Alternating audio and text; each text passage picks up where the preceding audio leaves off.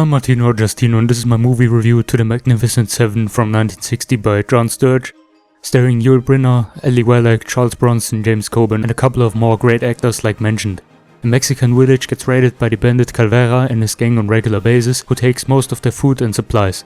Some villagers decide that it's enough after Calvera kills an innocent villager, so they gather their values to hire a group of gunfighters to defend the village. Chris Adams hires 6 talented men who mostly have the different honorable ambitions and backstories we get to know and enjoy later on. Even if the story of the Magnificent Seven is more likely basic and starts off smooth and slow, with a character-focused build-up, and it's aimed to introduce and cover all 7 characters, or at least most of them, in an interesting and meaningful way, 2 characters, and I mean Lee and Harry in particular, weren't covered up and had no importance or part of the story nor use for the group except the one nightmare they've shown unnecessarily about Lee.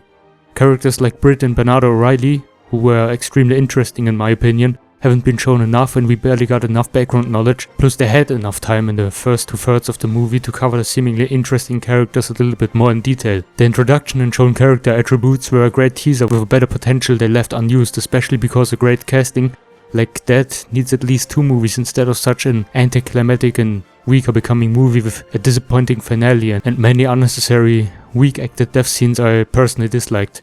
Like already said, the movie also had a lot of weak characters like Chris, who only seemed interesting until they introduced Britt and Bernardo, and then Chris seemed like a characterless shell, an almost emotionless idiot.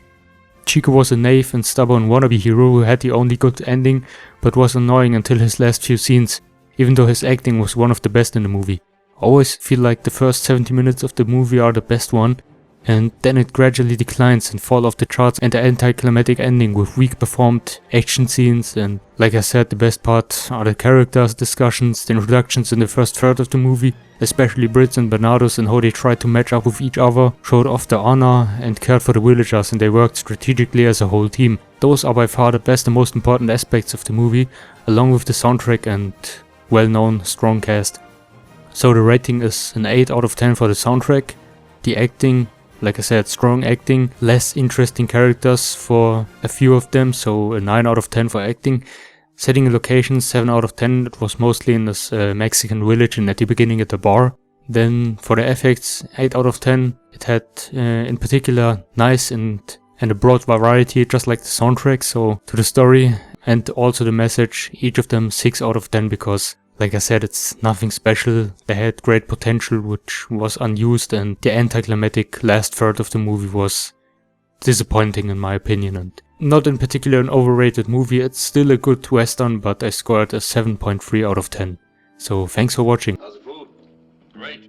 Chicken enchiladas, carne asada, and Spanish rice. Looks pretty good. Yeah, these people really know how to cook. Dig in. There's tons of it. You know what these people, the villagers, have been eating ever since we got here? Tortillas and a few beans, that's all. Muchas gracias. De nada. Gracias. De nada. Gracias. De nada.